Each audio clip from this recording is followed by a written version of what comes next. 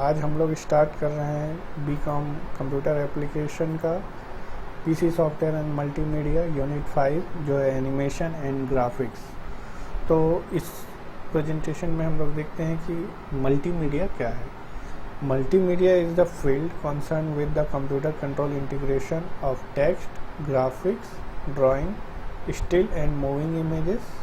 We can also say that video, animation, audio and any other media where every type of information can be represented, stored, transmitted and processed digitally. तो हम कह सकते हैं कि multimedia computer science का या computer integration का एक ऐसा फील्ड है जिसमें हम लोग टेक्स्ट, ग्राफिक्स और ड्राइंग्स, ऑडियो, वीडियो, एनिमेशन इन सब को लेकर इंफॉर्मेशन को रिप्रेजेंट करते हैं या फिर उनको स्टोर करते हैं या फिर उनको ट्रांसमिट या आगे डिजिटली हम लोग उसको प्रोसेस करते हैं। तो ये मल्टीमीडिया कहलाता है। आ जाते हैं एप्लीकेशंस ऑफ मल्टीमीडिया। तो मल्टीमीडिया का बहुत सारे एप्लीकेशंस हैं हमारे पास में, लेकिन जो इम्पोर्टेंट है या जो हम लोग डेली यूज़ में देखते हैं उनके बारे में हम लोग थोड़ा पॉइंट डिस्कस कर लेते हैं। सबसे पहले यहाँ पर है entertainment. Multimedia entertainment application aim at diverting users, engaging them in analyzing experience such as reading a book, listening to music, enjoying videos and playing a game। तो मल्टीमीडिया जो है एंटरटेनमेंट के फील्ड में बहुत ज़्यादा यूज़ होता है। यहाँ पर हम लोग देखते हैं कि यूज़र्स जो है अक्सर बुक रीड करते हैं, वो भी एक मल्टीमीडिया है। गाने सुनने, वीडियो देखना या ऑनलाइन या ऑफलाइन गेम खेलना, ये सब जो है मल्टीमीडिया के ही एप्लीकेशंस हैं। इसका जो सबसे अच्छा एप्लीकेशन हम लोग अक्सर देखते हैं वो यूट्यूब का है। यूट्यूब में हमको अक्सर वीडियो देखने को मिलते हैं जिसमें ऑडियो भी रहता है। तो ये सब मल्टीमीडिया के एप्लीकेशंस हैं एंटरटेनमेंट के फील्ड में। उसके बाद आ जाते हैं इंजीनियरिंग। तो इंजीनियरिंग में भी मल्टीमीडिया बहुत ज़्यादा यूज़ होता है। इन engineering specially in mechanical and automobile engineering. तो मैकेनिकल या ऑटोमोबाइल इंजीनियरिंग में जो एनिमेशंस है, ये मल्टीमीडिया है, वो अक्सर यूज़ होता है क्योंकि अगर हम लोग कोई नया मॉडल क्रिएट कर रहे हैं तो डायरेक्टली हम लोग उसको हार्डवेयर के साथ में बनाना शुरू नहीं कर सकते। पहले उनका डिज़ाइन बनाया जाएगा, फिर उनका वर्चुअल एक रियल टाइप का एक मॉडल बनेगा, तो उसको लेकर फिर हम लोग उसमें आगे काम करते हैं कि कैसा होगा, कौन कौन सा पार्ट किधर लगेगा। तो इसके लिए कैड और कैम नाम का जो हम लोग सॉफ्टवेयर पढ़ते हैं वो सब यूज़ किया जाता है। फिर है मेडिसिन के फील्ड में। मेडिसिन के फील्ड में भी मल्टीमीडिया यूज़ होता है क्योंकि मेडिसिन में जैसे कि हम लोग देख रहे हैं कि आजकल वर्चुअल सर्जरी करके हम लोग सुनते हैं। वर्चुअल सर्जरी में क्या होता है कि वायरस या बैक्टीरिया कैसे डेवलप होता है, कैसे उसको रोका जाता है या कैसे उसका ऑपरेट किया जाता है, ये सब हमको यहाँ पर वीडियो के फॉर्म में या ऑडियो के फॉर्म में देखने को मिलता है। उसके बाद है मैथमेटिकल एंड साइंटिफिक रिसर्च। तो साइंस या मैथ्स के फील्ड में भी मल्टीमीडिया का बहुत सारे एप्लीकेशंस हैं, बहुत सारे साइंटिफिक रिसर्च हैं जिनको लेकर हम लोग मॉडलिंग या सिमुलेशन बनाते हैं और रियल वर्चुअल रियलिटी का हम लोग यहाँ पर एक एनवायरनमेंट क्रिएट करते हैं और मॉलिक्यूलर मॉडल में ये यूज़ होता है। और भी बहुत सारे ऐसे कंटेंट हैं जिनके यूज़ करके हम लोग रिसर्च को आगे बढ़ा सकते हैं। फिर है आर्ट्स का फील्ड। आर्ट्स में मल्टीमीडिया बहुत ज़्यादा यूज़ होता है। ब्लेंडिंग टेक्निक हम लोग यूज़ करते हैं। उसके बाद है एजुकेशन। तो एजुकेशन के फील्ड में तो मल्टीमीडिया बहुत ज़्यादा यूज़ होता है। जैसे हम लोग कंप्यूटर बेस्ड ट्रेनिंग या सीबीटी के नाम से हम लोग इसको पढ़ते हैं। वीडियो रिकॉर्डेड हमको मिल जाता है या सीडी में हमको मिल जाता है जिसको हम लोग पढ़ सकते हैं किसी भी टाइम या देख सकते हैं किसी भी टाइम। बुक्स हमको देखने को मिलता है डिजिटल फॉर्मेट में। ये सब भी मल्टीमीडिया ही कहलाता है। उसके बाद आ जाते हैं इंडस्ट्री के फील्ड में। तो इंडस्ट्री के फील्ड में मल्टीमीडिया बहुत ज़्यादा यूज़ होता है। उसमें वर्कर्स के लिए भी यहाँ पर काम रहेगा। शेयर होल्डर, शेयर मार्केट, ये सब में बहुत ज़्यादा इनका यूज़ होता है। एडवर्टाइजमेंट में, एम्प्लॉय को ट्रेनिंग देने में, तो यहाँ पर जो है मल्टीमीडिया यूज़ किया जा सकता है। उसके बाद आते हैं नेक्स्ट एनिमेशन। तो एनिमेशन क्या है? Animation is a method in which pictures are manipulated to appear as moving image. Animation एक ऐसा मेथड है जिसमें पिक्चर्स को मूव करते हुए अपीयर किया जाता है। In traditional animation images are drawn as or painted by hand on transparent celluloid sheet to be photographed and exhibited on film। तो पुराने ज़माने में जो ट्रेडिशनल एनिमेशन हुआ करता था उसमें इमेजेस जो है उनको हाथ से पेंट किया जाता था, ट्रांसपेरेंट जो सेलुलाइड शीट्स होता था उसमें, और उसके बाद उसको फिर एक फिल्म में एग्जिबिट किया जाता था। Today most animations are made with computer generated integration or CGI। computer animation can be very detailed 3D animation, while 2D computer animation can be used for stylistic reason। तो अब जो है हम लोग कंप्यूटर जनरेशन में आ गए हैं, तो यहाँ पर हमको कंप्यूटर जनरेटेड इमेजरी जिसको CGI कहा जाता है उसको यूज़ करके हम लोग एनिमेशन क्रिएट करते हैं। तो एनिमेशन के भी अलग अलग टाइप्स हम लोग पढ़ेंगे, 2D एनिमेशन, 3D एनिमेशन, तो इस टाइप से ये सब एनिमेशंस होते हैं। A simulation of movement created by displaying a series of pictures और फ्रेम।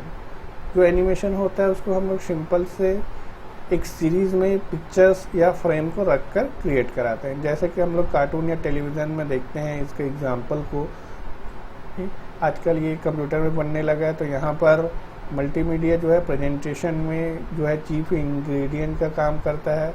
बहुत सारे ऐसे सॉफ्टवेयर हैं जिसको यूज़ करके हम लोग एनिमेशन क्रिएट कर सकते हैं। नेक्स्ट है टाइप्स ऑफ एनिमेशन। तो एनिमेशन के टाइप्स, तो बेसिकली एनिमेशन के दो टाइप है, 2D और 3D एनिमेशन। और ट्रेडिशनल एनिमेशन में जैसे कि हम लोगों ने देखा कि पहले जैसा होता था कि हम लोग हाथ से पेंट करते थे, उसके बाद उसको एक फ्रेम में या एक सीरीज में रखकर चलाया जाता था, जैसे यहाँ पर दिया हुआ ट्रेडिशनल एनिमेशन और क्लासिकल 2D एनिमेशन। तो यहाँ पर हाथ से बने हुए ड्राइंग हुआ करते थे, उनको एक फ्रेम में जमा कर एक सीरीज में चलाया जाता था।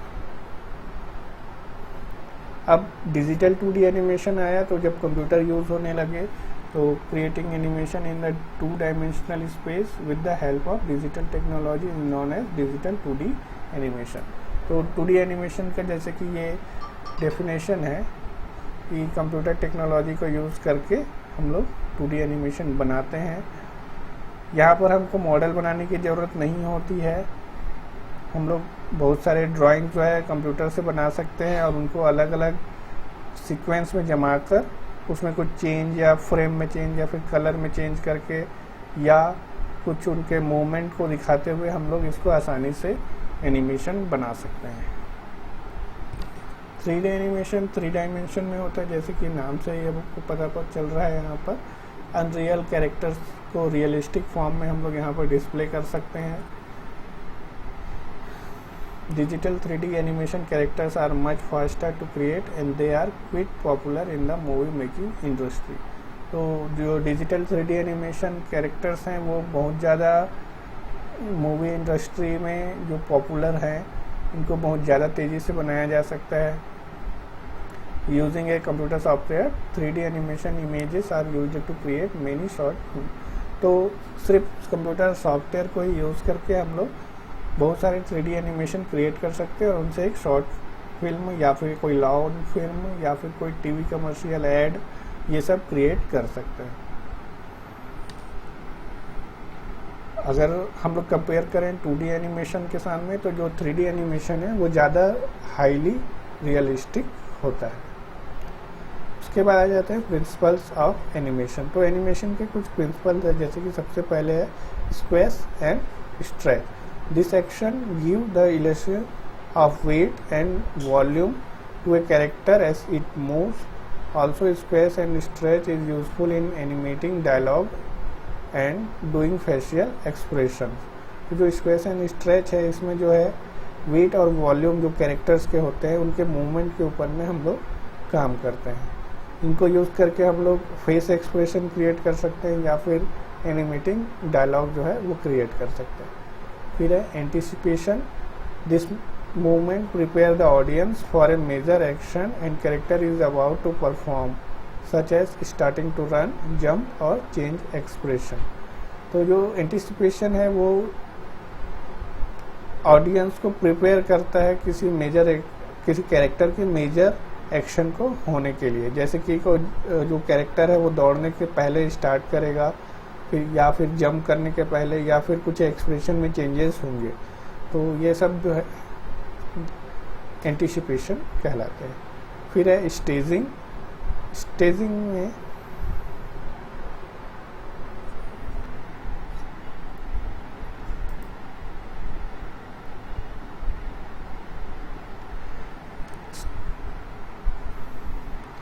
staging a pose or action should clearly communicate to the audience the attitude। तो एटीट्यूड से रिलेटेड है स्टेजिंग। वैसे straight ahead and pose to pose animations है, जो है फर्स्ट ड्राइंग वर्क्स, उसके बाद एंड ऑफ स्क्रीन, इस टाइप से ये आगे बढ़ते जाता है। Follow through and overlap actions, slow out and slow, उसको स्लो करते जाएंगे। Arc all actions, secondary actions, timing में कुछ चेंजेस है। एक्सक्रेशन, तो ये सब जो है अलग अलग प्रिंसिपल्स है जिनको हम लोग यूज़ कर सकते हैं। इसके बाद आते हैं आगे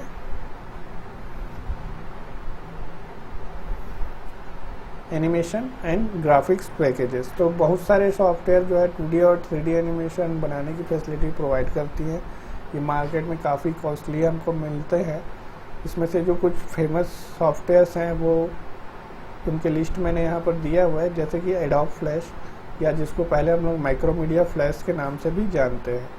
अब जो है ये एडोब फ्लैश के नाम से आता है। तो ये एक बहुत अच्छा टूल है जिसको यूज़ करके हम लोग आसानी से 2D और 3D एनिमेशन क्रिएट कर सकते हैं। इसमें जो है एक ID यानी इंटीग्रेटेड डेवलपमेंट एनवायरनमेंट हमको देखने को मिलता है, जिसको यूज़ करके हम लोग आसानी से ये सब क्रिएट कर सकते हैं। तो एडोब फ्लैश का यूज़ करके हम लोग आसानी से वेबसाइट के लिए एनिमेशन क्रिएट कर सकते हैं, एडवर्टाइजमेंट बना सकते हैं। ये रहता है 3D स्टूडियो, जैसे नाम से ही पता चलता है 3D है।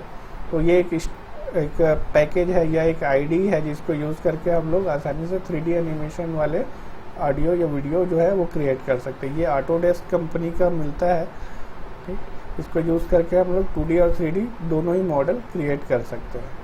वैसे ही एक और सॉफ्टवेयर है यहाँ पे 3ds Max, तो इसको भी यूज़ करके हम लोग बहुत सारे बना सकते हैं। गेम्स है या फिर वीडियोस है, जैसे आप लोगों ने अगर देखा होगा नीड फॉर स्पीड या NFS के नाम से जो गेम आया था, आयरन मैन मूवी है, टॉम राइडर है, ट्रांसफार्मर है, एक्समैन है, तो वहाँ पर ये जो 3ds Max है ये बहुत ज़्यादा यूज़ हुआ है।